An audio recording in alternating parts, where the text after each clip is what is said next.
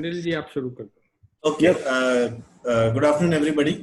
So again, we meet for this Saturday session, and I heartily, thank Mr. Anil Joshi. Earlier, also he shared a manufacturing practice with us, or today he is going to share with us the energy management tools.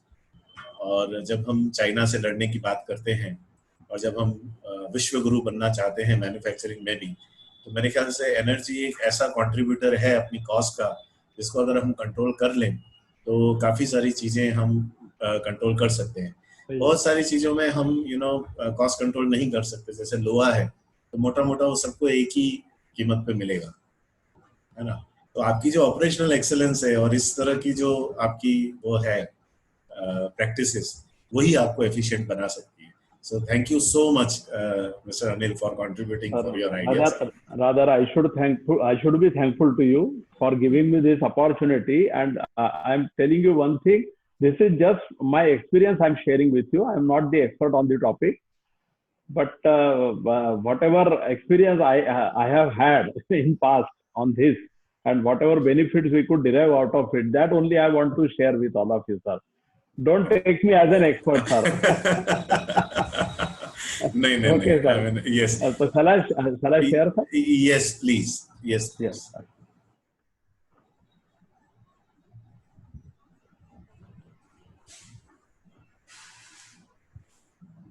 Yes, sir.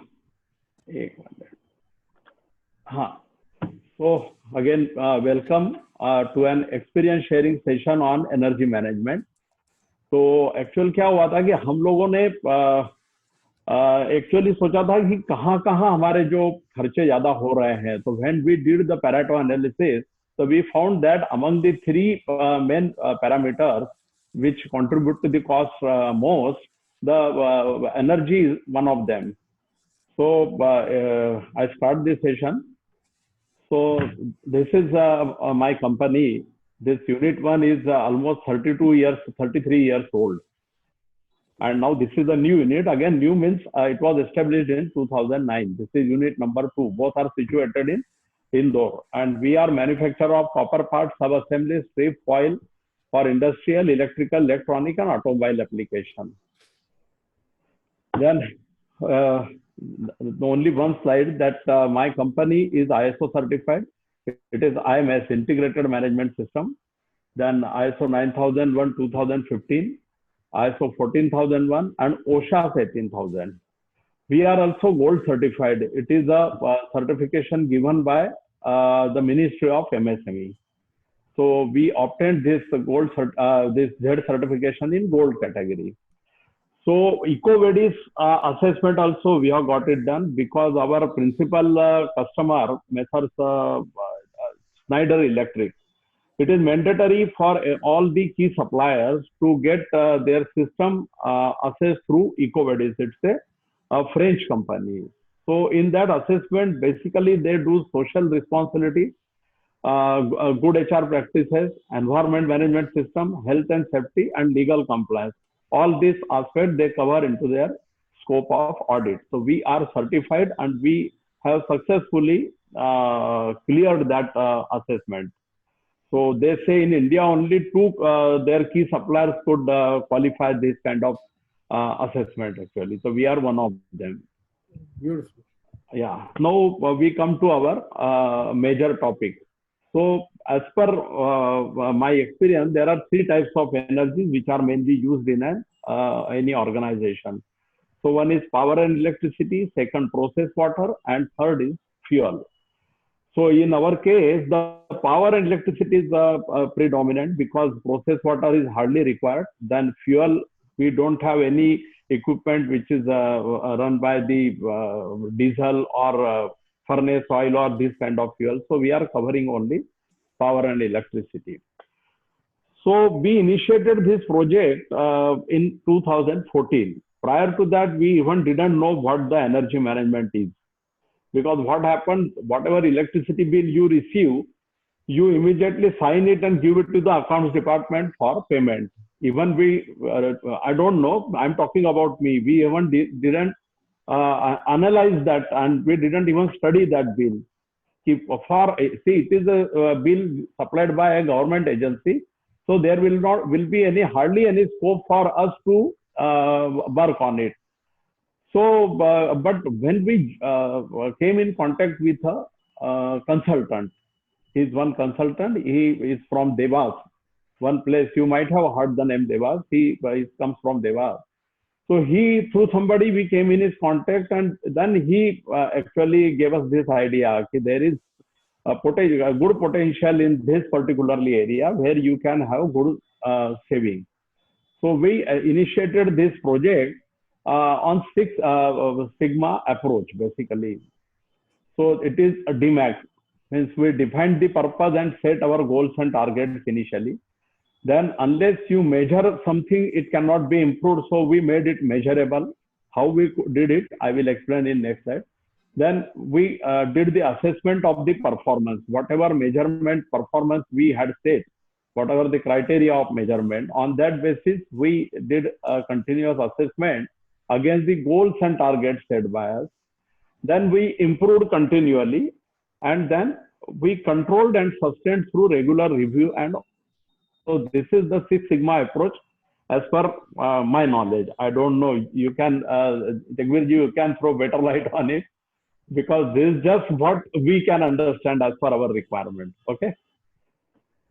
So in power and electricity cost management, through tactful utilization of tariff, they call it a tactful utilization, similar to income tax. Whatever provisions we have in income tax, we make best use of it to minimize our tax liability. In the same way, in electricity and power also, there are three things. One is the demand charge management, that is the MD. Secondly, energy charge management. And third is the incentive management. These three things are basically available for anybody to work on. So particularly, what is demand charge management? So any industry, they have whatever is the connected load, and whatever time they run it, based on that, you have to assess your own maximum demand. So earlier, it was not done scientifically or logically. एक अंदाज से हम लोग बोलते हैं कि मेरा 500 kVA का डिमांड होगा, बाद में मालूम पड़ा कि we are utilizing hardly 400 kVA, and once you enter into an agreement for MD, what happens actually, you have to pay minimum charge for that maximum demand. So we used to pay without any knowledge, but then that fellow came, he conducted a study, he did the assessment, and we came out with a particular MD, this is our maximum demand. So accordingly, my charges came down basically. So what we did actually, we calculated our connected load. So he said, normally what happens, you don't run all the machines at a time. So your demand is normally much, much less than your connected load. And in our case, particularly, it's a partly process industry and partly it is engineering industry. So right from small drill machine to my melting furnace, I have got all the equipment consuming very different level, consuming different power in terms of kilowatt, I will say. So we assessed our demand. Then what happened actually, we provided a demand controller with buzzer. So if it exceeds your MD, so that buzzer will blow. So immediately you come to know. So whatever equipment you don't require immediately, you can stop working on it. And first thing, nothing to be done at the cost of production. That was the first punchline. But sometimes what happens, I can postpone it. But without knowledge, we do it. And at a time we run. What happens actually, even for a 15-minute slot, that demand is more. That even if the demand comes down, you have to pay for the maximum demand, even if it is there for a moment only. So you will have to pay for the month. So immediately buzzer blows, and then you have to take care of that. Then high power intensive equipment not to be run simultaneously. That is what we decided. For example, we are manufacturing copper foil. So for that, we have to do annealing. So what happens basically, annealing is a heating, soaking and cooling cycle is there. So what happens, heating takes maximum power. So what we did, we did the heating cycle we took in the night shift when other machines are not working. So we could balance the demand basically. And secondly, in the next slide also, I will show during night off-peak load, you have got 20-30% discount from the electricity board, because during night time the energy is not consumed. So they encourage people to utilize it as much as possible. So night time the rates are 20-30% less. So what we did as a rule, the heating will start in the night after 10. And then cooling, it doesn't require power. So in daytime, soaking and cooling will take place.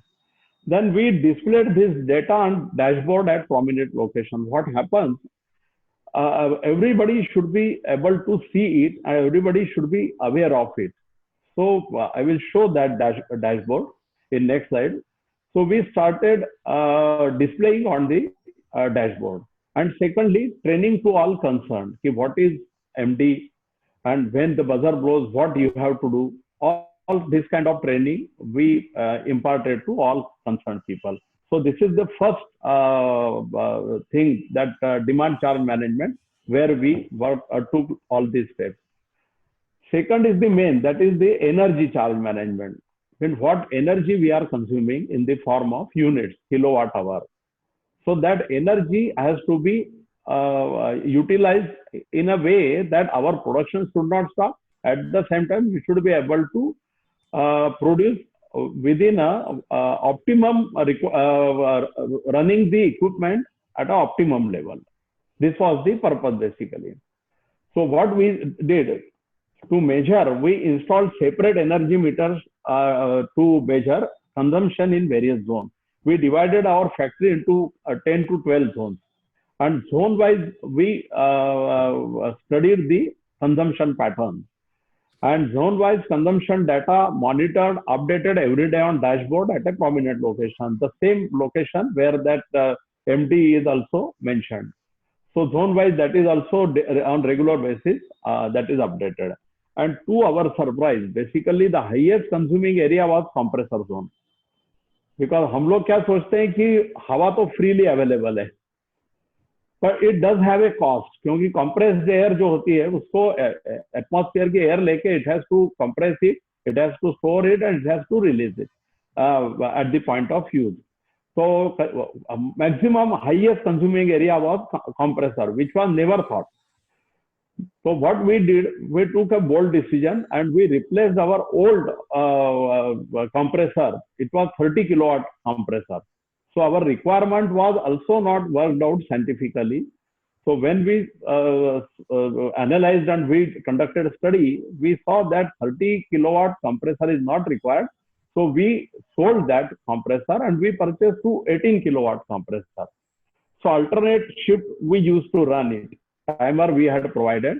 So 180 kilowatt in the first shift, second in the second shift, then in third shift alternatively we used. So there were two benefits. In case of failure of one compressor, one spare was available. Earlier that was not there. And this screw compressor, in unload condition also, it consumes around 40% of power. So it was almost 65% it was running in unload condition, while it should be minimum 80% load and 20% unload condition. But the moment we installed 18 kilowatt, we started using it 75-80%. So that cost came down. Then we replaced all our old airlines with the new highly efficient pipelines, imported pipelines, where friction was less. Then secondly, the leakage was arrested. And secondly, not only leakage we could arrest the leakage, we check it periodically, normally on Sundays when other machines are not running. So they are, it is easy for them to detect the leakage. So that also we arrested, because leakage actually, that money is leaking, you can say. Then next action we took in the energy charge management, technology upgradation. They replaced conventional equipment and motors with energy efficient motors. Means even equipment, better equipment, technology upgraded equipment, and plus the motors. Then we improved utilization of resource through lean techniques. So lean means there are many lean techniques, means single minute exchange of die, then inventory management, and all this, that is a separate topic. Then by improving operational efficiency, which we discussed in the last session. So we minimize the downtime of machines. So that also improved our operational efficiency, and thereby we could save on electricity. Then waste management.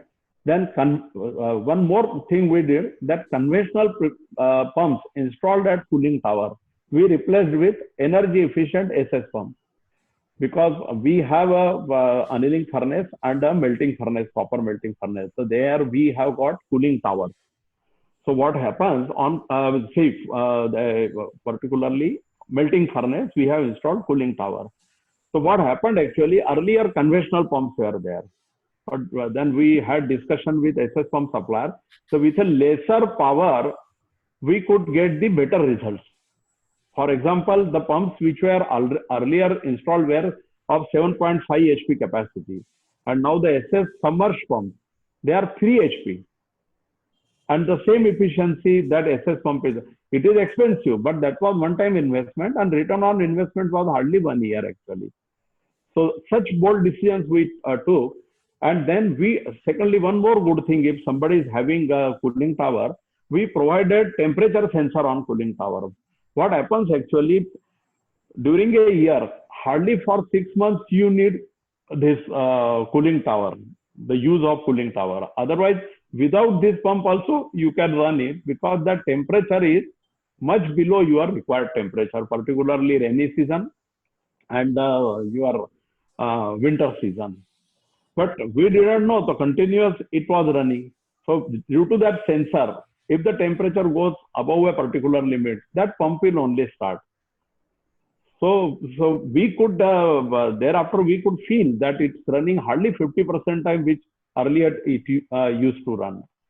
Then again, energy charge management. Star Delta connection is the inbuilt feature of any motor. So initially the torque is high. From 0 to particular RPM, it has to go. So initially it draws more current. So that is the inbuilt feature of any motor. But for low rating motors, this is not required. So we removed that connection and directly we are running it. So again, we observed, we kept it on observation, and we found that drastically our power requirement came down. Then coming to our lighting load, so we replaced all CFL bulbs with LED lamps. Then on machine, certain lamps are there, fans are there. We have provided small fan on each machine, CNC machine, presses. So what happens, they leave machine for, say for water or for natural call, for tea break, for any break. So that particular lamp or fan, it used to run. So what happened actually, we connected it with the on-off switch of machine. The moment you switch the machine, the lamps and fans are switched off. So this kind of things, and then lamps and fans are switched off during any kind of break. So that kind of training we imparted to people, and now we see that they are judiciously following it. So on energy charge, it is the ball is in our court, how we manage it properly. So these are few steps we took. Then third is and this is that zone-wise power consumption and power factor data updation on dashboard. So this is the dashboard. Are you able to see? Yes.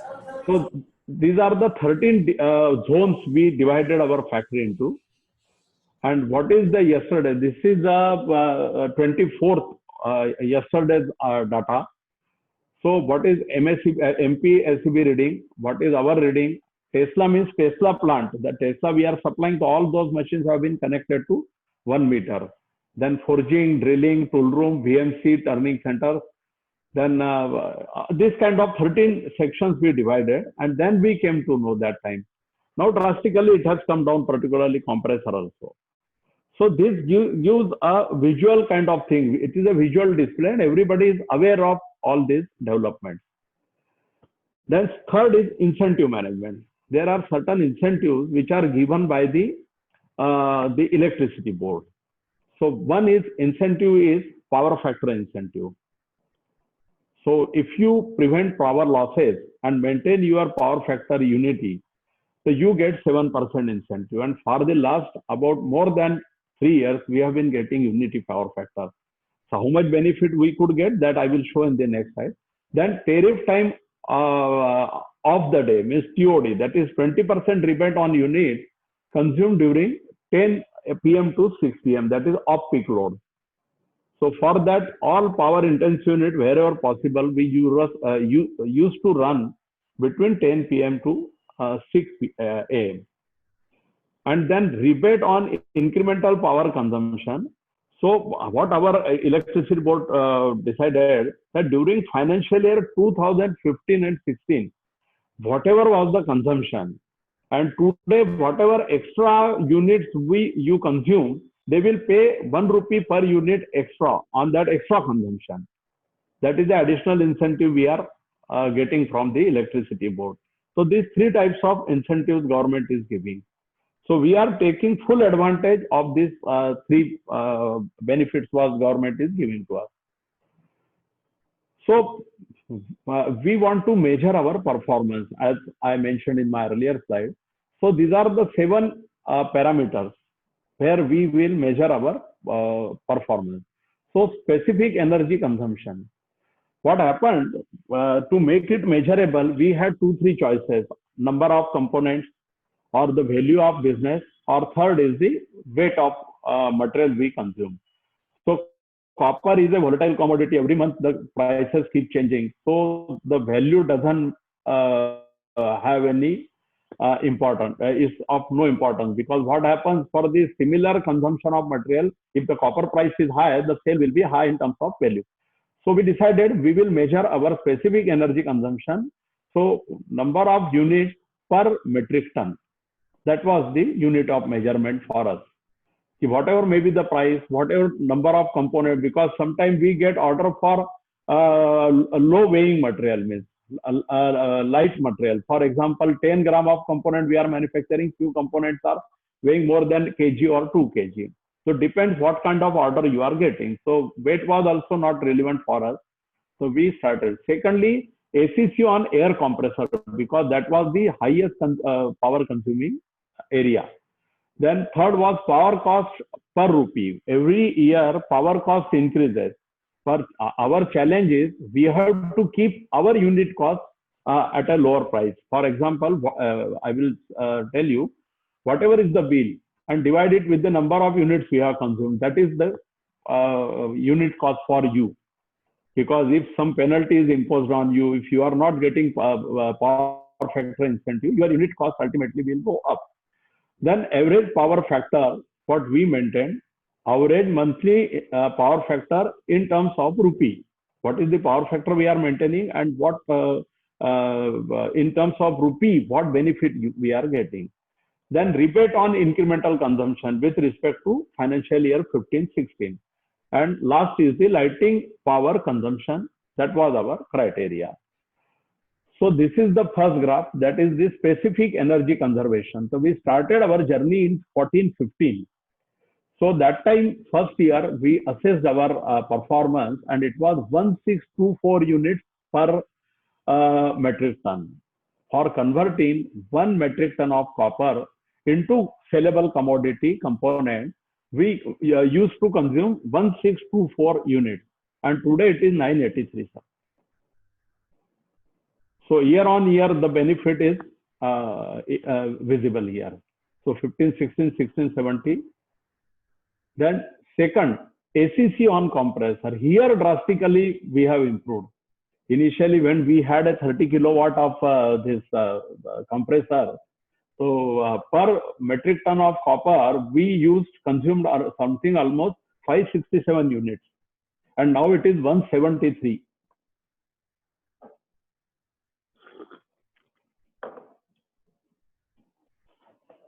Then power cost. Huge difference. Yes, sir. Huge difference. Yeah, huge difference, huge difference. It's a gold mine, sir, I will say. Secondly, energy conservation, that is power cost per unit. That also we need to keep as low as possible.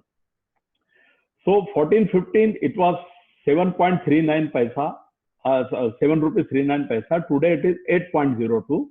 But with the increase in price at a minimum by 5% every year, it would have been 9.35 today. If we would not have controlled it, it had been 9.35 paisa. And now today it is 8.02. Means despite increase in price for 6-7 years, my price has gone by 10% only. So that also we are monitoring. Then this is the average power factor. When we initiated this activity, our power factor was 97.30%. And today it is 99.6. Last 3 years, above 99 it is unity. So we are maintaining 99.70, 53 and 66. This is the power factor we are maintaining. And we are getting this much incentive. It is in 1000. In 14-15 it was 10,000 and today it is 73.32,000. In terms of rupees I am telling, that is in terms of percentage. So again, huge benefit we are getting. Then next is average monthly rebate on incremental power consumption with respect to 15-16. So 16-17 first time it started with respect 17,935. Today it is 71,227 in terms of rupees. This is the benefit we are getting, average benefit. And this is up to March. Because April, May, per month. Average per month. Average per month. Yes, yes. Average per month. Then lighting power consumption. Earlier, our lighting power consumption was 6649 units per month average. Today it is 3670 lighting power. So these are the 7 key performance indicators, and we continuously monitor it. And everywhere we are getting tremendous benefit, I will say. We never expected that this kind of benefit can be derived from this small power and electricity management. So what benefit we could get?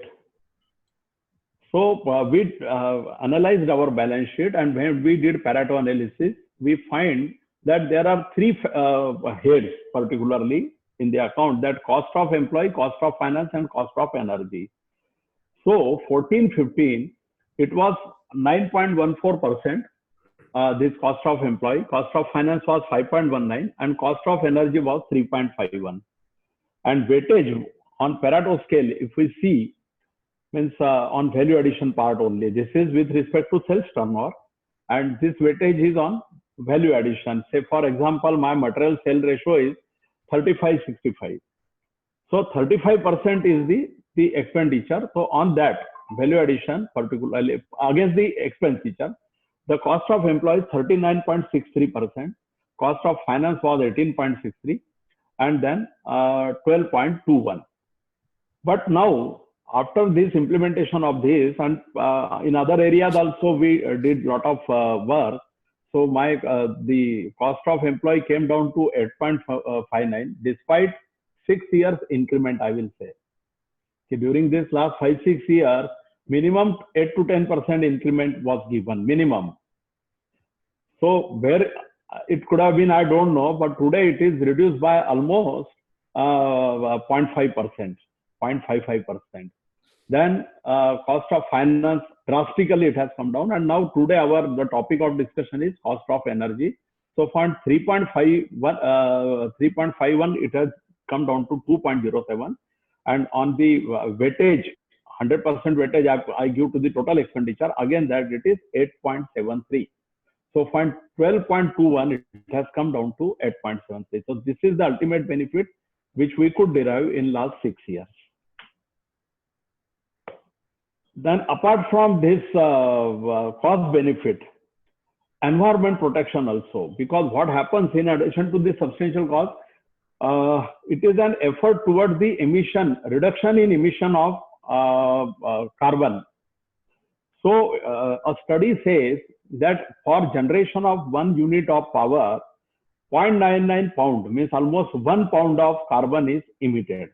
So by doing saving of so many units, how much carbon emission we could have controlled. So that is our contribution to our environment protection. Because we are a ISO 14000 certified, EMS certified company. So that is also one of the objectives and targets we have set for ourselves. So now the question is sustenance, because all these actions have been taken, whatever we did, how to sustain it, that is most important. So what happened actually, continual improvement through total employee involvement. So we involve each and every employee, because it is not the game of a single person. It is a teamwork totally. So everybody needs to be involved. So we need to train them. We need to make them aware of the importance of this particular activity. So now everybody is well aware of. Then secondly, continual weekly review of progress on performance indicators by the energy management consultant every week. So every Monday, my consultant will come. Then he will he will monitor all these things. In the evening, he will present the data where we were and where we are today. So that consultant, every Monday he will come. Because my consultant says, yours is the only company who has continued me, because after getting this result, they say we will do it. But now you are continuing with me. So we say it is an investment. It is not the expenditure we are doing basically, because whatever remuneration you are getting, many-fold better the reward you are giving, the results you are giving. So it's not an expenditure. So he comes every Monday basically. Then energy audit every year. We used to conduct energy third-party audit. So they also give their suggestion in the audit. Then now we have a plan to install solar power generation system now. Then non-conventional energy, we are planning to go towards that also. And secondly, next year, we are planning to obtain ISO 50001. It is a standard for energy management system by 31st March. This target, earlier it was this year end only, but because of this corona, we have postponed it by 3 months. So what happens actually, when you get a certificate, it gives a sort of discipline in the organization, because through regular audits, external audit, internal audit, you have to be ready and you have to be accountable and you have to be prepared for that. So that ultimately makes you improve. So that also we are going to obtain next year. So this is the next action we are planning now. So this is a small presentation I had. It's very small, but really we are getting good benefit out of it.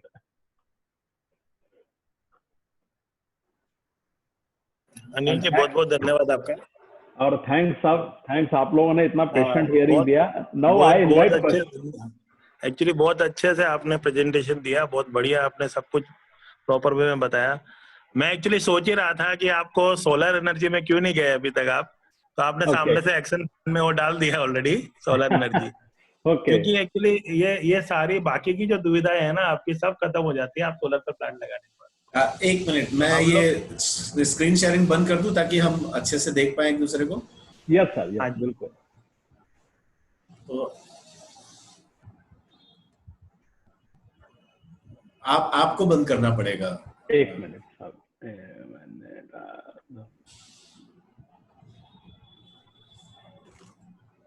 एक minute sir, मुझे बंद करना है क्या? Stop sharing करके. हाँ,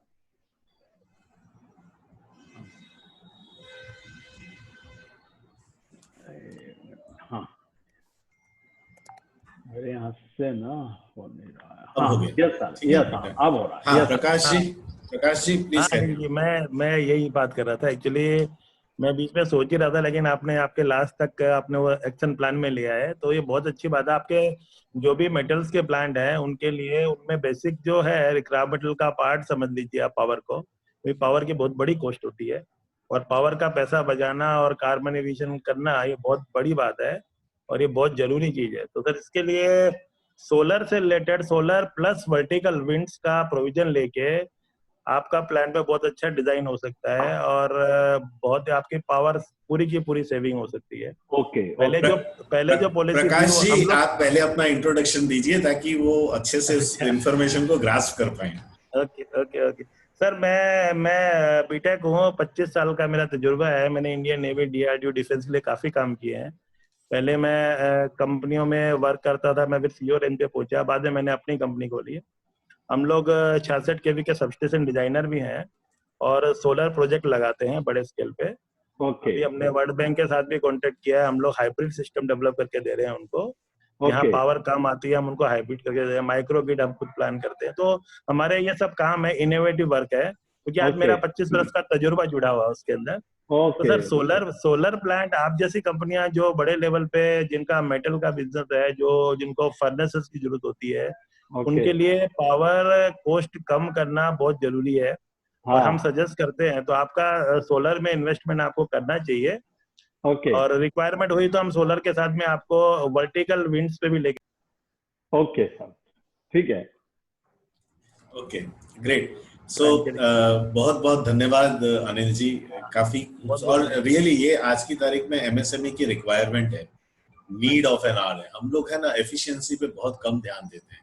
ये जो एमएनसीज हैं, मिस्टर मेहुल हमारे साथ हैं, he is with German company ट्रूजलर,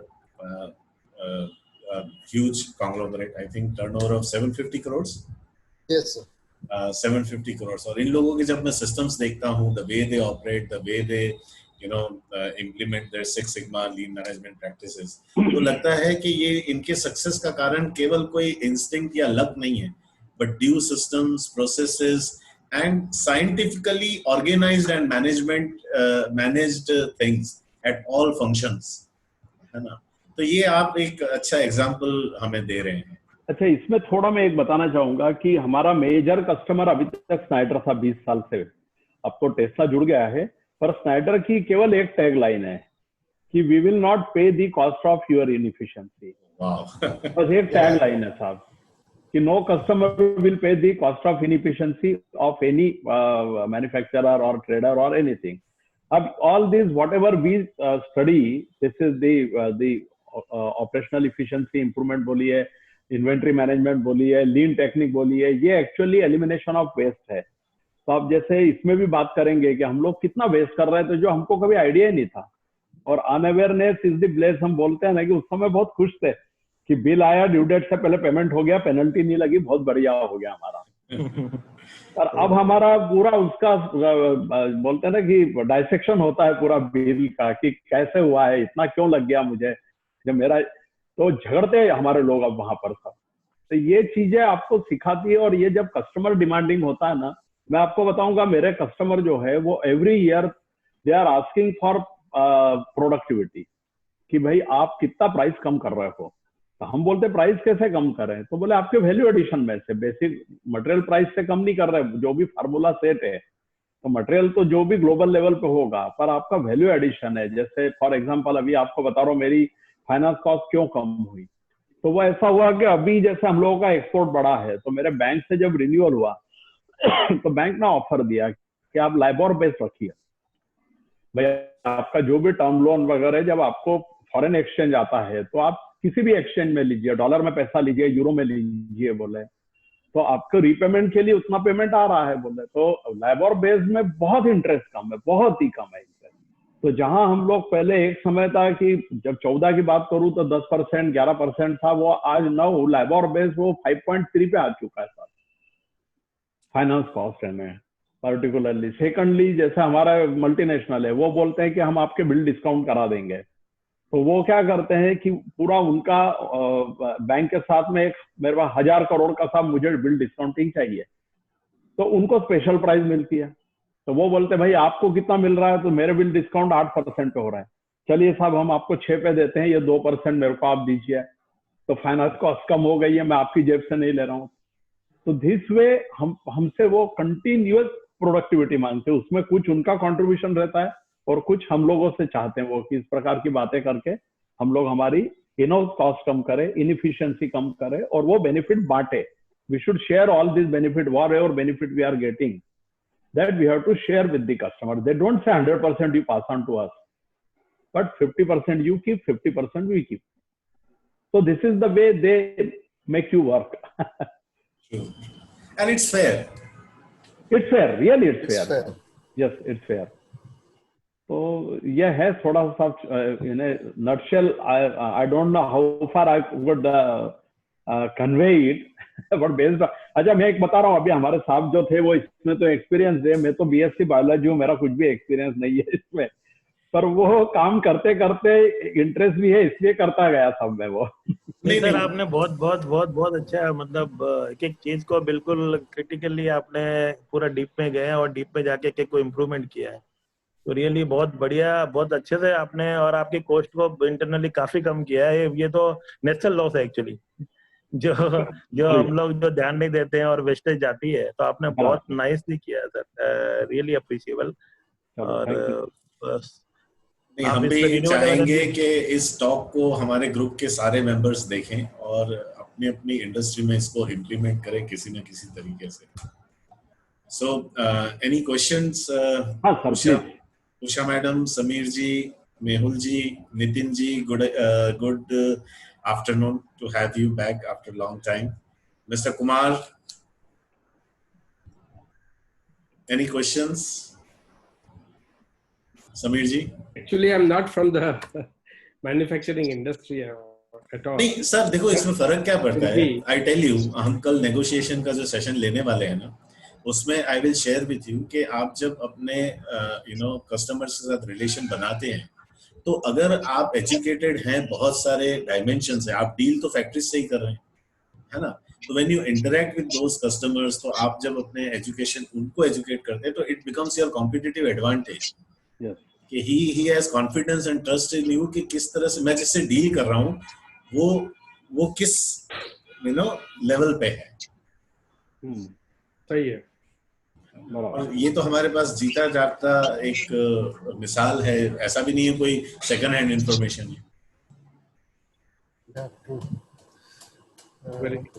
Anil ji, मैं जस्ट आपको एक चीज थोड़ा शेयर करूंगा। I am also 6 sigma certified from GE corporate. क्या बात है, क्या बात है, बहुत बढ़िया। 15 years. And I learned this process through GE in the year of 2000. Okay. And since then, और Lean पे भी मैंने certification किया हुआ है, and we implemented these systems in our company by our own. And since you have told that you are going for energy audit and all, energy certification, आपका पूरा presentation was very nicely beautifully dynamic, जो process आपने six sigma को बताया उसके ऊपर बहुत fantastic you have prepared. One thing is what I have learned that you have this in this entire process you have done this process for the energy related to electricity. Okay, when you go for a certification on energy, you have to focus on air energy and water energy also, because it's a natural resource. And जैसे आपने वो बताया कि you are managing energy meters जो किया है, उस तरह से water flow meter if you put in certain areas, and air का लिए भी तो air losses and water losses कहाँ जाता है, because that is also a very big consumption. And अगर आपकी प्रोसेस में अगर आप RO water और DM water यूज कर रहे हो suppose, then if you put a meter, water flow meter or there, you will find there is a huge opportunity to save DM water or RO water. Yes. अच्छा साहब, अच्छा suggestion है। मैं आपको बता रहा हूँ कि आज के टॉपिक में ये मैंने कवर नहीं किया था, क्योंकि यदि एनर्जी में मैं लेता हूँ तो पावर एंड एनर्जी बहुत प्रीडोमिनेंट है, वो डोमिनेटिंग फैक्टर था, और मेरे यहाँ वाटर मीटर लगा हुआ है। अच्छा, मैं आपको बता रहा हूँ हमारे यहाँ प्लेटिंग भी होता है साहब। Okay. तो प्लेटिंग से मेरा एफ्लुएंट ट्रीटमेंट प्लांट है और मेरी फैक्ट्री में सीवेज ट्रीटमेंट प्लांट भी है। Okay. तो सीवेज में अलग मीटर लगा है, और हमें जो पॉल्यूशन कंट्रोल बोर्ड का फॉर्म 4 और जो एनर्जी हमारा जो एनवायरमेंटल स्टेटमेंट देना होता है, उसमें ये सारा डाटा देना है कि तो अल्टीमेट मेरे हर जगह मीटर लगा हुआ है जो इनकमिंग। हमारे यहाँ यदि मैं टाइम आज नहीं है, मेरे यहाँ वाटर फ्लो साइकिल बना हुआ है कि कहाँ से सोर्स ऑफ वाटर कहाँ है, वो स्टोर कहाँ होता है, यूज कहाँ होता है, यूज होने के बाद उसमें से एफ्लुएंट निकलता है या जो भी पानी बाहर निकलता है उसका ट्रीटमेंट कहाँ होता है और डिस्पोजल कहाँ होता है, पूरा ये चार्ट बना हुआ है। अब उसमें ऐसा है कि जो हमारा पर्टिकुलरली पानी आता है वो 2-3 जगह जाता है। बात निकली इसलिए बता रहा हूँ कि एक तो यूटिलिटी में जा रहा है, एक ड्रिंकिंग वाटर में जा रहा है, तीसरा प्रोसेस में जा रहा है और चौथा जाता है हमारा इसमें जो ये लगे हुए हैं वाटर कूलर्स और ये लगे हुए हैं अभी जो इसमें जा रहा है हमारा cooling tower, sorry cooling tower में जा रहा है। तो कूलिंग टावर में इवापोरेशन लॉसेस है। उसके बाद में जो हमारा पानी जो यूटिलिटी है वो पूरा जाता है हमारा सीवेज ट्रीटमेंट में। तो आपने फोटो में देखा होगा मेरे यहाँ करीब कोई 50,000 स्क्वायर फुट गार्डन है साहब। तो वो सीवेज ट्रीटेड वाटर से जो खाद बन रहा है, नेचुरल मैन्योर बन रहा है वो, और वहां का पानी वो हम लोग पूरा गार्डन में यूटिलाइज कर रहे हैं। और जो एफ्लुएंट का पानी है वो एफ्लुएंट का पानी और आरओ वाटर मिला के वो हम गार्डनिंग में यूज कर रहे हैं और बचा हुआ हम लोग दे रहे हैं। वहां पर एक common effluent treatment plant Indore में बना हुआ है। तो वहां पे स्मार्ट मीटर लगा हुआ है, न केवल मीटर ही 52,000 का जो अभी 1.5 साल पहले हमने लगाया। तो वो मीटर हमारा टोटल वहां से उनकी रीडिंग होती है, रिमोट रीडिंग ले रहे हैं, वो लोग आते नहीं है। तो अभी नया नया है, उनकी कैपेसिटी से बहुत कम यूज हो रहा है तो हमसे पैसे नहीं ले रहे हैं। आगे they are going to charge for it. अब वो झगड़ा चल रहा है कितना लेना, पर 1 साल से तो फ्री ऑफ कॉस्ट डिस्पोजल वहां चल रहा है। तो हमारा ये सारे मीटर ऑलरेडी लगे हुए हैं। अब जहां तक हाँ और एयर का सवाल है, तो एयर में हम लोगों ने ये बताया कि जहां जहां लीकेज थे वो हमने बंद किया। और संडे को हमारा मेंटेनेंस की ड्यूटी लगती है क्योंकि फर्नेस राउंड दी क्लॉक चलता है। तो एज सच मेंटेनेंस के 2 लोग हर शिफ्ट में रहते हैं। तो वो लोग संडे को प्रिवेंटिव मेंटेनेंस के साथ साथ एयर लाइन का लीकेज चेक करते हैं कि उस दिन फर्नेस में इतना आवाज आता नहीं है तो लीकेज इमीडिएट डिटेक्ट हो जाते हैं। तो वो एक हमारे यहाँ रेगुलर प्रैक्टिस है। तो एयर लीकेज हम लोग कोशिश करते हैं कि उसको नहीं होने दे। तो इसमें है, पर वो अलग प्रेजेंटेशन है, उसमें कोशिश रहती है। और इसीलिए जब मेरे ऑडिटर ने मुझे बताया, जब ऑडिट के लिए आए थे ISO 14000 और ओशास का और क्वालिटी मैनेजमेंट का, वो बोले आपने इतना सब काम किया है तो बोले इसका सर्टिफिकेट ले लो तो एक डिसिप्लिन आ जाएगा। थोड़ा you will have to work more on documentation part, बाकी आपने काम किया है यही है बोले उसमें, पर इसमें एक डिसिप्लिन आ जाएगा और एक प्रॉपर प्रेजेंटेशन और डॉक्यूमेंटेशन आ जाएगा तो आपका मॉनिटरिंग और बेटर हो जाएगा। इसलिए we decided to go for ISO 50001 था। पर इट्स रियली गुड सजेशन तब आपने दिया। तो हम लोग प्लान कर रहे थे कि जब ये कोविड सिचुएशन थोड़ी इम्प्रूव हो जाएगी तो हम लोग एक जो हमारे साथ दोस्त जुड़े हैं उनके यूनिट्स पे जाकर मंथली या बाई वीकली मीटिंग रखेंगे और इसी तरह से नॉलेज शेयरिंग सेशन करेंगे। एक सेशन इंदौर में भी रखेंगे हम सारे। आइए most welcome, be our guest. और इंदौर तो खाने पीने के लिए फेमस है साहब। हाँ समीर जी, ये समीर जी अनम्यूट समीर जी अनम्यूट। मेरे इंदौर में ब्रांच ऑफिस है। क्या बात है। तो मैं 2-3 महीने में एक बार तो चक्कर लगाता ही था, लेकिन बिल्कुल आना है सर, आना है। Next time whenever you are in town just make it, try to make जरूर it। सर, जरूर। आइए सर। ग्रेट, ठीक है। तो अब हम नेक्स्ट सेशन पे चलते हैं जो क्यू स्टॉर्मिंग सेशन है। तो मेरी प्रकाश जी से बात हो रही थी, वो भी काफी जानते हैं, मेरे ख्याल से पहली बार क्यू स्टॉर्मिंग सेशन में ज्वाइन हो रहे हैं प्रकाश जी, बट उनको काफी नॉलेज है, उन्होंने ऑलरेडी किया हुआ है। ये कहाँ किसके वहाँ किया हुआ है आपने प्रकाश जी? झाला। हेलो। तो हाँ, तो हम उषा जी हमारे साथ हैं। नितिन जी से मैं शेयर कर दूं। अनिल जी, नितिन जी जो first time Q storming session आप फर्स्ट टाइम अटेंड कर रहे हैं ना अनिल जी? हाँ जी। तो इसमें नितिन जी और अनिल जी हम क्या करते हैं कि देखिए 90% ऑफ द केसेस में हमारे जो प्रॉब्लम्स और इश्यूज होते हैं ना उसके सॉल्यूशन हमारे पास ही होते हैं, है ना। बट क्योंकि हम खुद फ्रेम के अंदर है तो हमें पिक्चर वो दिखता नहीं है, ठीक है। तो एक जरिया उन सॉल्यूशंस तक पहुंचने का है टू आस्क राइट क्वेश्चंस, ठीक है। और हम अपने आप से कभी कभी राइट क्वेश्चंस इसलिए नहीं पूछते क्योंकि हमें जवाबों से डर लगता है।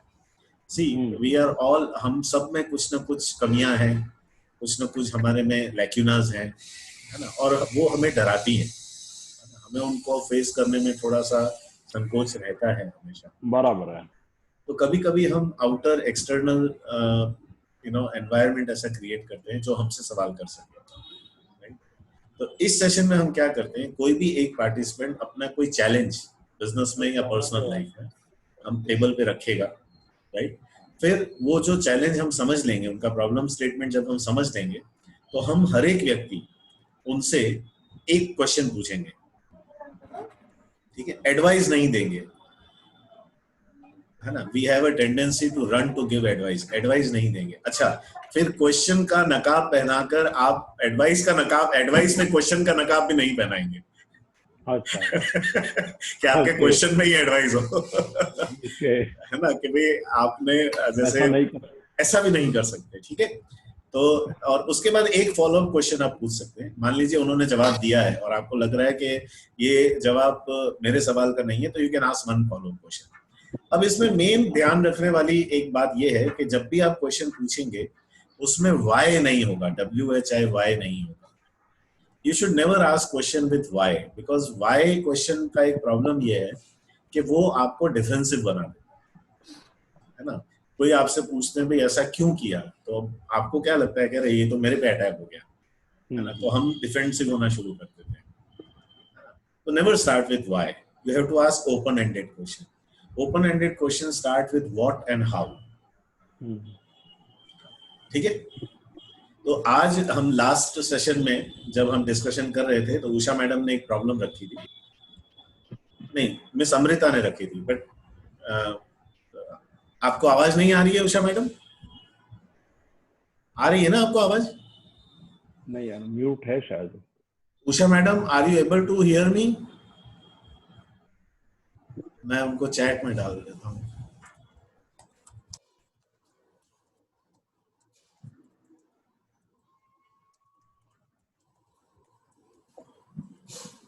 Usha madam,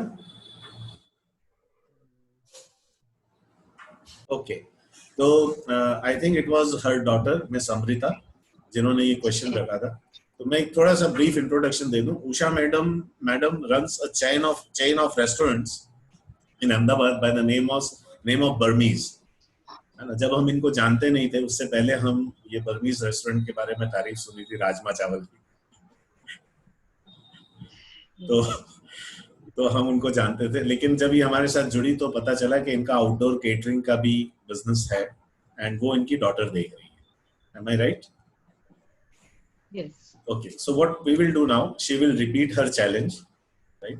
And then we will start the Q storming round. Is it okay? Yes. So Usha madam, आप अपनी जुबान से अपनी प्रॉब्लम को रखिए टेबल पर। Yes. Good evening everybody. हमारे जो जैसे रेस्टोरेंट वगैरह है, वहाँ पे अगर कोई प्रॉब्लम होती है क्वालिटी वगैरह की, तो वो इमीडिएट सॉल्व हो जाती है। परंतु जब कैटरिंग में आते हैं हम, तो कैटरिंग के अंदर हम लोग बहुत अच्छी सर्विसेज देते हैं, सब कुछ देते हैं। उसके बाद वहां पर वो लोग अप्रिशिएट भी करते हैं कि आपकी क्वालिटी बहुत अच्छी है, आपका स्टाफ बहुत अच्छा है, आपकी सर्विसेज बहुत अच्छी है। परंतु जब पेमेंट देने का टाइम आता है, उस समय वो निकालते हैं कई उसके अंदर से नुक्स के, वहां पर ये नहीं था, वो नहीं था, टाइम पे वहां पे सर्व नहीं हुआ, या उनके कोई गेस्ट नाराज हो गए। तो ये क्या है कि उन लोगों की टेंडेंसी होती है कि आफ्टर कैटरिंग ये पेमेंट करते समय हम कितना इनको, ये एक गलत तरह का नेगोशिएशन वो लोग करते हैं कि अब हम बिलिंग में किस तरह इनको हम ले। क्योंकि क्या होता है कि कैटरिंग के अंदर एक जो होता है नंबर्स, वो फाइनल होते हैं। उस नंबर से ऊपर जब जाते हैं तो उन लोगों को ये होता है कि भाई इतना तो हमें पे करना है। तो जैसे आपने 100% का हमें ऑर्डर दिया है, तो हम लोग तैयारी रखते हैं 20% अप की, 120 लोगों की। क्यों? हो सकता है उस समय गेस्ट आया है, तो गेस्ट को मना तो नहीं कर सकते कि भाई हम आपको खाना नहीं खिलाएंगे। तो उस समय जब 100 से ऊपर जाते हैं, तो कस्टमर को ये होता है कि अब मेरी पॉकेट ढीली होगी ज्यादा, क्योंकि 100 तक का तो उसको मालूम था कि हाँ भाई ये ठीक है, उसमें वो लोग मैनिपुलेट भी करते हैं प्लेट्स वगैरह, पर जब वो बढ़ जाती हैं तब वो अपना बिलिंग को कम करवाने के लिए उस समय फिर उनको प्रॉब्लम्स अपनी बताते हैं। तो हम जब पेमेंट्स के लिए उनको बोलते हैं तब ये प्रॉब्लम्स क्रिएट होती है। तो इसको किस तरह रिकवर किया जाए, कुछ तो सजेशंस मेरे पास आए हैं, बहुत अच्छे आए हैं। जैसे समीर भाई ने लास्ट टाइम हमें बताया था 50% एडवांस लेना चाहिए, पर 50% इज नॉट द सॉल्यूशन, क्योंकि जो हमारी कॉस्ट होती है वो फिर भी उससे ज्यादा ही होता है उसके अंदर।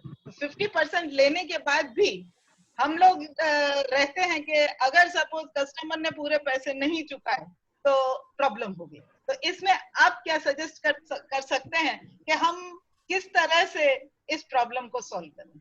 ओके, सो एक बैड फेथ नेगोशिएशन होता है, ठीक है, we can call that negotiation in bad faith, right? जी ओके, तो समीर, यस समीर जी, अनम्यूट। इनको जब क्वेश्चन जब पूछे हम, तो उसका बैकग्राउंड थोड़ा लेने के लिए और क्वेश्चन पहले पूछ सकते हैं। ठीक है, देखिए ऐसा कोई वो सेट रूल नहीं है, नहीं ये तो क्या होता है, थोड़ा टाइम का कंस्ट्रेंट होता है। इस वजह से आप अगर आपको कोई क्वेरी है तो आप पूछ सकते हैं, not you can ask, I will ask 3 questions, that is okay man, you are the first one on my screen so you have to only start. क्या मतलब इनके पूछ सकते हैं साथ मैम क्वेरी ये प्रकाश जी आप कुछ कहना चाह रहे हैं? हाँ, मैं ये कह रहा था कि भाई मेरा ऐसा पूछना था उनसे कि क्या हम हमारी सर्विसेज जो समय होती है सर्विस दे रहे होते हैं। Wait Prakash ji, turn by turn. Okay, जैसे जैसे मेरी स्क्रीन पे जैसे जैसे मुझे स्क्रीन दिख रही है वैसे वैसे हम क्वेश्चन आगे करेंगे। ओके है ना? तो समीर जी, मैम एक जानकारी मुझे ये लेनी थी कि ज्यादातर शादी ब्याह में जहाँ पे ये केटरिंग का ज्यादा कॉमन है, तो do your customers plan to give you your payment by cheque और cash? Now can I interrupt? अब इस क्वेश्चन को हम कैसे फ्रेम कर सकते थे कि how do your payment customers pay you? Don't give options to her. नहीं हाउ में है ना, पता नहीं, मुझे पूछना यही था। सच में बोले तो मुझे पूछना ये है कि वो लोग ऑफिशियल पेमेंट करते हैं या ब्लैक मनी देते हैं? सीधी बात। ऑफिशियल पेमेंट ठीक। जी हाँ। तो मेरा क्वेश्चन ये है कि do you make a written contract with your customers?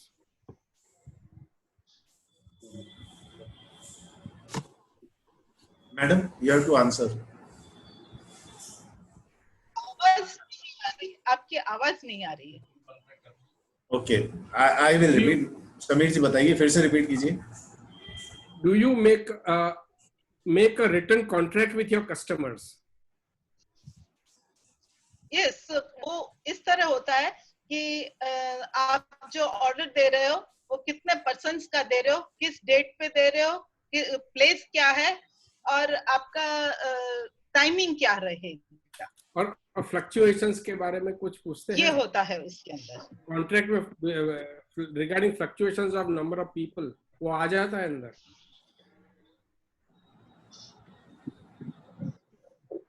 हाँ, वो पूछते हैं, वो लोग खुद ही बताते हैं कि भाई हमने इतने का ऑर्डर दिया है पर इतना मार्जिन रखना है, जैसे अगर हमने 100 का दिया है मे भी पॉसिबल है 110 150 हो जाए।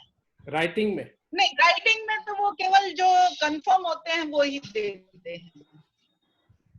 राइटिंग में जो कंफर्म होते हैं कि भाई हाँ इतने 100 तो आएंगे ही, जितना कंफर्म होता है वो ही देते हैं।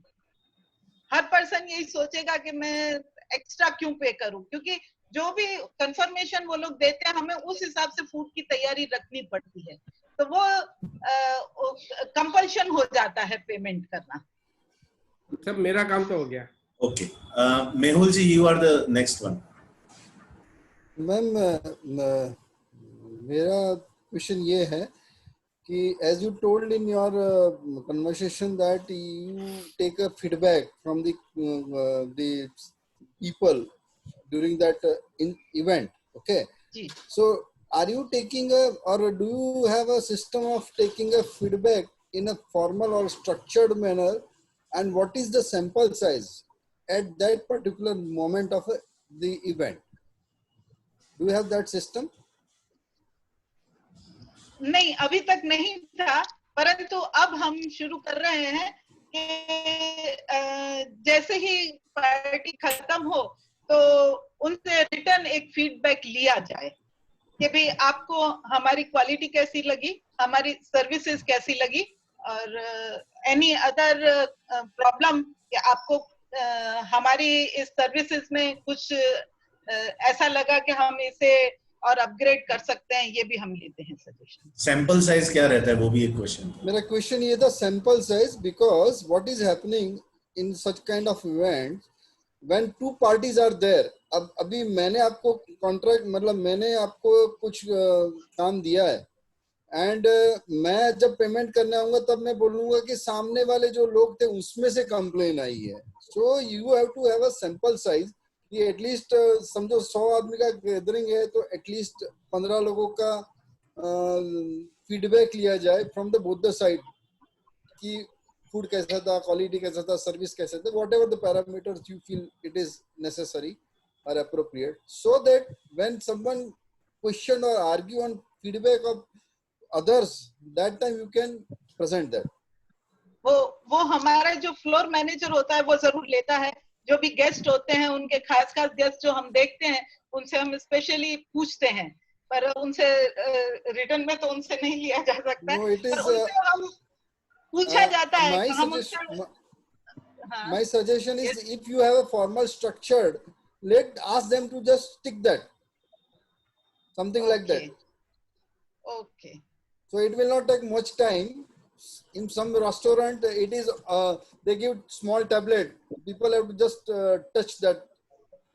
It is something like that. जी, ये अभी हम लोग ये सोच ही रहे हैं, जो एक तो हम ये रिटर्न लेने का के जो है जिसने पार्टी दी है, एक तो उनका रिटर्न में लिया जाए, और हम लोग सोच रहे हैं कि जो आपने सजेशन दिया, ये भी इस पे भी हम सोच रहे हैं कि ये अभी हमें करना चाहिए कि जो भी गेस्ट हो तो कम से कम 5 या 8 गेस्ट का हमें रिव्यू लेना चाहिए। Okay. Thank you. Right. So that was a good question. आप वीडियो रिकॉर्डिंग भी कर सकते हैं, but anyway, Mr. Prakash Soni has to leave, so I think we will take his question first. Mr. Prakash, can you please ask a question and then? Yeah. हम लोग जब delivery हो रही होती है, खाना जब चल रहा होता है, उस समय क्या हम देखते हैं कि हमारे जो भी बॉयज है, जो भी अटेंडेंट है, वो प्रॉपर सर्विस दे रहे हैं या उनसे अच्छे से बात कर रहे हैं कि नहीं कर रहे हैं? जी, वो तो पूरा ध्यान रखा जाता है, क्योंकि जो कॉर्पोरेट कैटरिंग होती है वो कम्प्लीटली लगभग आईएएस कैटेगरी के सब होते हैं, तो उसमें तो बहुत ध्यान रखा जाता है। इवन एक कागज का टुकड़ा भी नीचे नहीं गिरना चाहिए, कोई जूठी प्लेट सामने नहीं दिखनी चाहिए, मतलब वो उस कैटेगरी तक की हम लोग कैटरिंग करते हैं। क्या हमारे अटेंडेंट जो होते हैं वो स्पेशल पर्सनल लेवल पे ध्यान रखते हैं, पूछते हैं, बात करते हैं हर एक जो भी कस्टमर होता है उससे? क्या कोई मैनेजर आप ऐसा रखते हैं जो पर्सनल लेवल पे एक को जाके ऐसा बात करता है? तो एक फ्लोर मैनेजर रहता ही है पार्टी पे, एक फ्लोर मैनेजर रहता ही है हमेशा, जो ये सब चीजों को ऊपर ध्यान रखता है। कभी-कभी शायद एक बार हमको भी मॉनिटरिंग अगर हम देखें तो कई बार क्या होता है कि चलो मैं अगर आगे बात करूंगा तो वो सजेशन में चला जाएगा। नहीं, सजेशन नहीं देना है, एडवाइस नहीं देनी है, only question. Simple question, it's a simple question, just simple question, we can not give the suggestion. So हम लोग बस ये देखिए, बस आप जाते हैं, देखते हैं अगर सर्विस पे, क्योंकि सर्विसेज का जो इश्यू होता है ना, कई बार वो उसको डायरेक्शन बदल देता है। तो ये एक मेरी थॉट थी कि अगर सर्विस खाना अगर नंबर 1 क्वालिटी है और उसके साथ में पर्सनल अटेंशन है, तो ये हमको थोड़ा देखने की जरूरत है, कितना है, कितना परसेंटेज हम दे रहे हैं। जी okay, Nitin ji, you are next. Yes sir. Ma'am, क्या हमारे पास में इंक्वायरी कॉन्ट्रैक्ट मैनेजमेंट सिस्टम है with all questions and clauses? मैं समझी नहीं आपकी बात।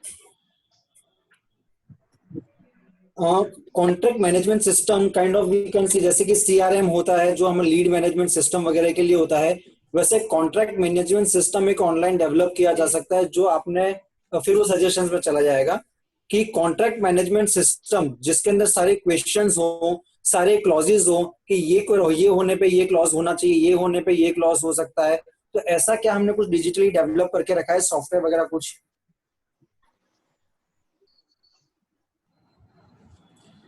She is not able to hear you, Mr. Nitin. She jumble is... हो रही है, आपकी आवाज समझ में नहीं आ रही, आवाज जंबल हो रही है, कुछ समझ में नहीं आ रही। यस मैम, मैं ये कह रहा हूँ कि क्या हमारे पास कॉन्ट्रैक्ट मैनेजमेंट सिस्टम या इंक्वायरी मैनेजमेंट सिस्टम है with all clauses and conditions and questionnaires?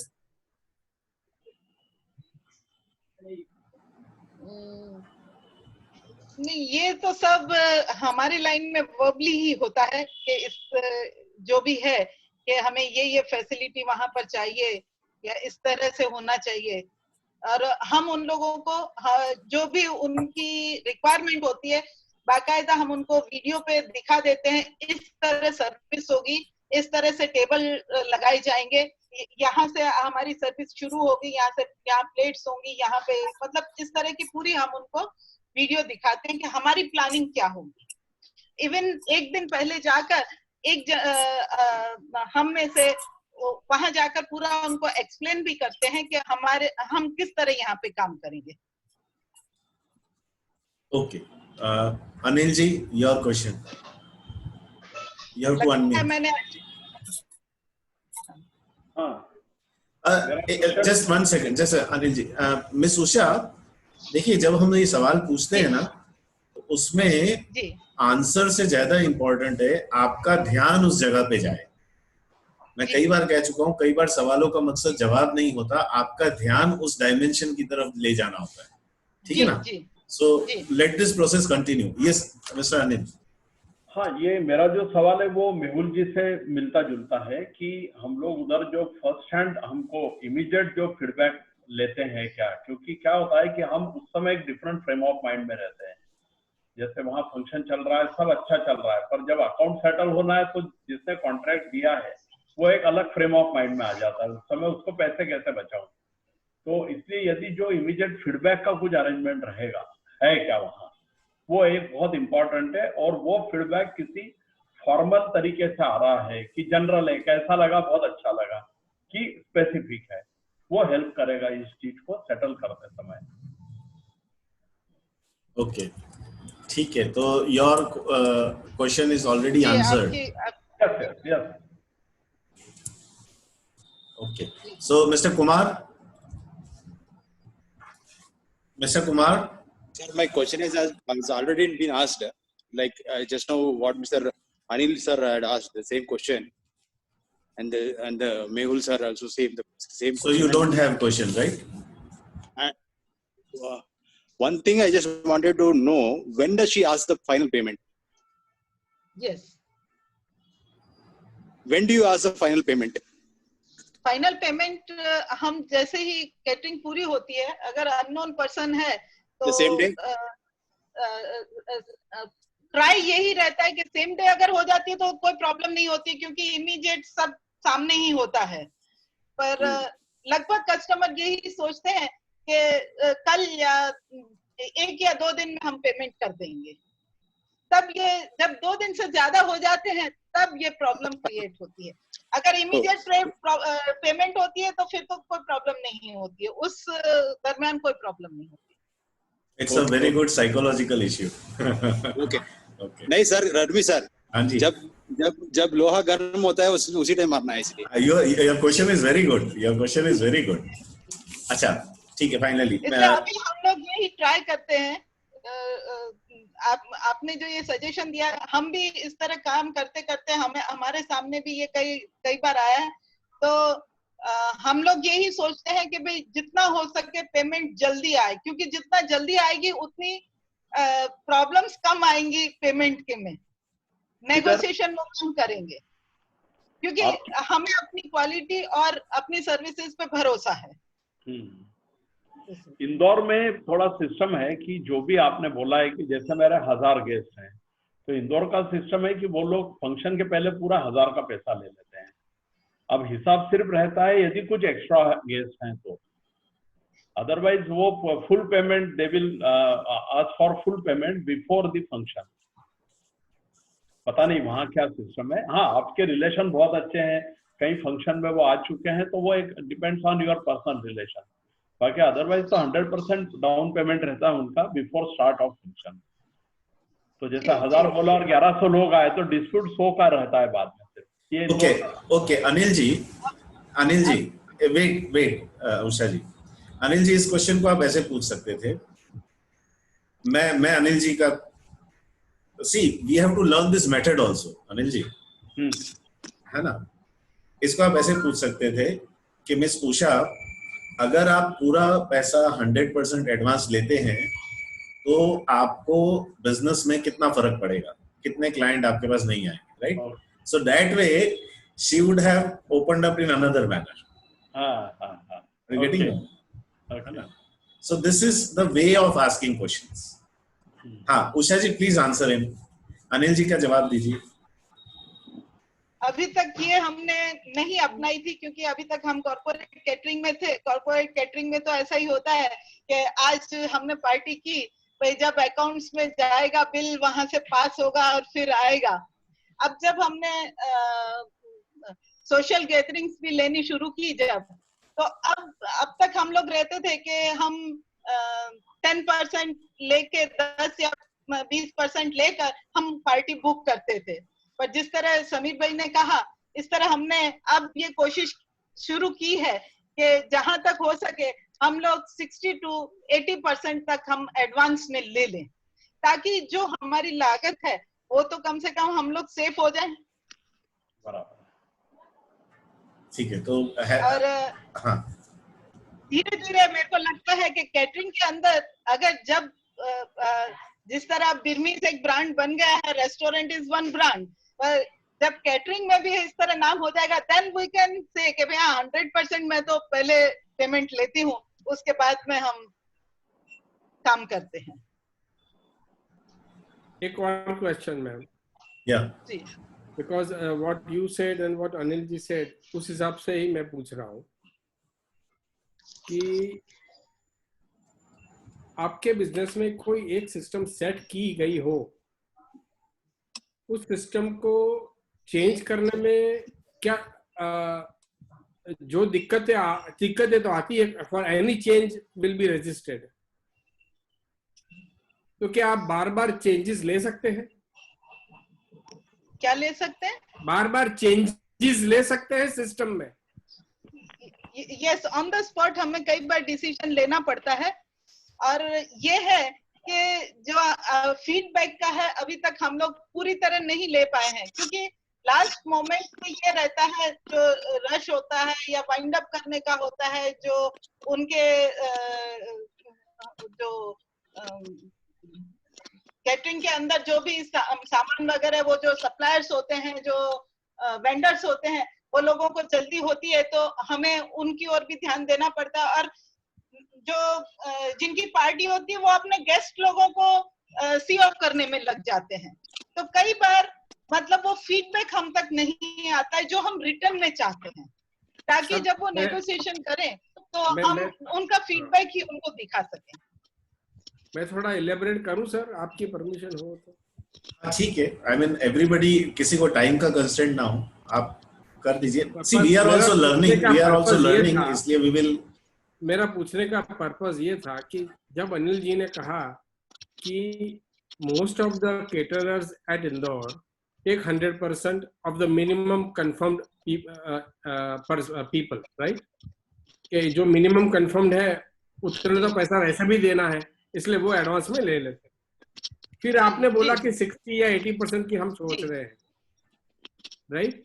इसलिए मैंने एक क्वेश्चन पूछा कि आप बार बार क्या आप सिस्टम चेंज आपका कर जो पाएंगे? आइडिया है, अब हम लोग वही सोच रहे हैं कि अभी जो कंफर्म हो, क्योंकि मैं फिर भी मानता हूँ कि 60 क्या 80% करने पर भी आपकी प्रॉब्लम सॉल्व नहीं होगी। 60 या 80% करने पर भी आपकी प्रॉब्लम सॉल्व नहीं होगी। जी जी, तो बेहतर है कि अगर बार बार चेंज नहीं ले सकते हो तो बेहतर है कि पहले से आप 100 की बात करो। जो कंफर्म है उसकी प्रॉब्लम नहीं होती है, वो रेयरली कभी होती है। कंफर्म की प्रॉब्लम कम लेकिन पैसा तो पूरा बाकी होता है ना। यस, वो पैसा तो पूरा बाकी होता है ना। वो कहते हैं कि मैं 15 दे दूंगा, सवाल दूसरे का है, लेकिन पैसा पूरा रोक के रखा है। जी जी जी हाँ। जी।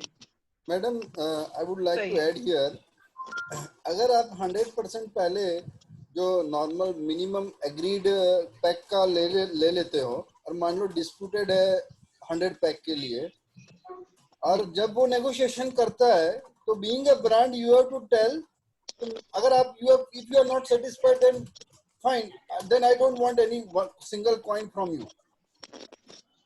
When you speak this language they will definitely come कि नहीं, तो उसका इनर बाइट तो कॉन्शियस आएगा कि I just wanted to negotiate for some discount, but when you offering कि ठीक है तो फिर मैं अभी ठीक है जो एडिशनल है उस पर मुझे कुछ नहीं लेना है, you are not satisfied, satisfaction is my motto, तो I will not go for any पैसा।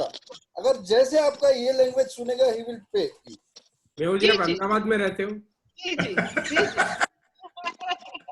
सर अहमदाबाद में रहता हूँ, बट जी अगर अपनी ब्रांड और सर्विस पे अगर हम पक्के हैं तो no one will try to cheat, he has to do that. और अगर मान लो एक जगह से पैसा नहीं भी आया we will not have a business with that them again.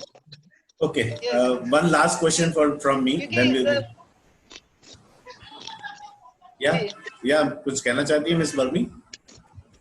हाँ, ब्रांड वैल्यू को संभालने के लिए जो इन्होंने सजेशन दिया वो हम कई बार अप्लाई करते हैं कि भाई कस्टमर अगर कोई नया आया है, वो बिजनेस का कस्टमर नहीं है, तो उसे हमारी क्वालिटी अगर नहीं मालूम तो फिर ये रास्ता अपनाना ही पड़ता है। ओके, नहीं उनका इशारा कुछ और था। वो कह रहे थे कि आप उनके गिल्ट कॉन्शियस का इस्तेमाल कीजिए पेमेंट निकलवाने के लिए। ओके, वो ऐसा कह रहे थे। He was suggesting a strategy. Anyway, my last question and then we will end this session. Yes. Very rare that we follow the timing. So my question is now I will make it a close-ended question because we don't have time. Do you have a repertoire of complaints that come to you during this bad faith negotiations? Repertoire of complaints मतलब किस तरह की complaints आती हैं, क्या उसकी list है आपके पास? Yes, अमृता नोट डाउन करती है, अमृता वो पूरा बनाती है ताकि नेक्स्ट जब हमारी पार्टी होती है तो हम उस पॉइंट्स को ध्यान में ज्यादा लेते हैं कि भाई हमारा जो जिस दिन भी हमारी कैटरिंग पूरी होती है नेक्स्ट डे बैठकर उसका पूरा रिव्यू लिया जाता है कि भले गेस्ट को मालूम पड़ा है या नहीं पड़ा है, हमारे ध्यान में भी जो चीजें आई हैं तो हम लोग बैठ के फ्लोर मैनेजर के साथ उसको डिस्कस करते हैं। वो फीडबैक मैकेनिज्म हो गया। मेरा क्वेश्चन ये था कि जिन बहानों का इस्तेमाल करके आपके कस्टमर आपकी पेमेंट काटना चाहते हैं, वो बहानों की लिस्ट है आपके पास? वो बनाई नहीं है अभी तक। वो बहानों की लिस्ट बनाइए और देखिए कौन से बहाने सबसे ऊपर हैं। जी। तो next time you can shield yourself, जिसको कहते हैं forewarned is forearmed, है ना। इसको हम कहते हैं bending the reality of the customer, कि जब आपके पास कस्टमर आए आप पहले से उनको ये बहानों की लिस्ट दे दें, ऐसा कहकर नहीं कि आप ये बहाना करेंगे, एक पिचिंग में है। So you will safeguard your interest to some extent. जी जी जी ठीक है. So the purpose of this exercise was to expand our thinking process, to ask good questions, to make the prospect, to make the person who is on the table reflect and try to go into different dimensions to find out the solution, right? तो अभी मैं देख रहा हूँ कि अभी हमारी practice वैसी नहीं हुई है जैसा मैं चाह रहा था, बट मेरी ये पूरी उम्मीद है कि 7-8 सेशन में हम वो प्रैक्टिस कर पाएंगे. ठीक है. तो फिर से मैं अनिल जी का बहुत शुक्रिया अदा करता हूँ. उन्होंने अपनी कंपनी की जो डिटेल शेयर की, तरीके शेयर किए, it was really a wonderful learning. और आप सब लोगों का भी धन्यवाद करता हूँ. आप टाइम निकालते हैं और इस ग्रुप को और एनरिच और मीनिंगफुल बना रहे हैं. देखिए, कभी कभी कुछ लोगों को बुरा लगता होगा जब मैं उनको कह देता हूँ कि साहब आप फॉरवर्ड पोस्ट मत कीजिए ग्रुप में, बट प्लीज मैं बहुत सारे ग्रुप्स में हूँ, मैं देखता हूँ कि कुछ मीनिंगफुल टॉक नहीं होती है ना. तो मेरी ये इच्छा है कि हम इसको एक मीनिंगफुल एनरिच व्हाट्सएप ग्रुप बनाए, जो उनका भी पर्पस था जिन्होंने व्हाट्सएप बनाया था, है ना. इसलिए मैं कभी कभी थोड़ा सा थोड़ा फॉरवर्ड्स को लेकर थोड़ा सा मैं जिन ग्रुप में अलाउ करते हैं वहां मैं भी बहुत फॉरवर्ड भेजता हूँ. सर मैं एक बात बोलूं? जी जी. मैं ये कहना चाहूंगा सर अनिल जी को कि मैं though I am not part of a manufacturing fraternity, but जिस डिटेल में और जिस एफिशिएंसी से आपने ये पावर का जो पूरा मसला सॉल्व किया है और बेनिफिट लिए हैं, I am really impressed because इतनी डिटेल में, इतना बारीकाई से देखकर सबका एनालिसिस, और ये सब चीजें क्या होती है जो आपने एक बार बताया बीच में, ये बार बार होनी चाहिए, रेगुलरली होनी चाहिए, वो बहुत डिफिकल्ट है. एक बार तो कर लिया वो ठीक है, लेकिन कंटिन्यूअस बेस पे ये सब चीजें करना is quite difficult and to manage also. Thank you very much sir. और इसीलिए बीच में मैंने एक ऐसा ही बैठे बैठे बनाया था 11 पॉइंट एक ये बनाए थे जिसपे हम लोग फोकस करना है. उसपे एक लिखा था कि we need somebody in the organisation who can question management. क्योंकि हम लोग ये सोचते हैं कि हम तो टॉप पे है, हमको सब आता है, हमसे पूछना नहीं चाहिए किसी ने, और वी फील ऑफेंडेड, और हम उल्टा बोलते हैं कि हमें क्वेश्चन. तो जो कंसल्टेंट्स रहते हैं ना वो ये काम करते हैं. अच्छा, इसका मतलब ये भी नहीं कि जो आए हैं, कुछ आए हैं, कुछ का एक्सपीरियंस अच्छा नहीं रहा, कुछ का अच्छा रहा, उसमें से जो अच्छे रहे वो कंटिन्यू किए उन लोगों ने.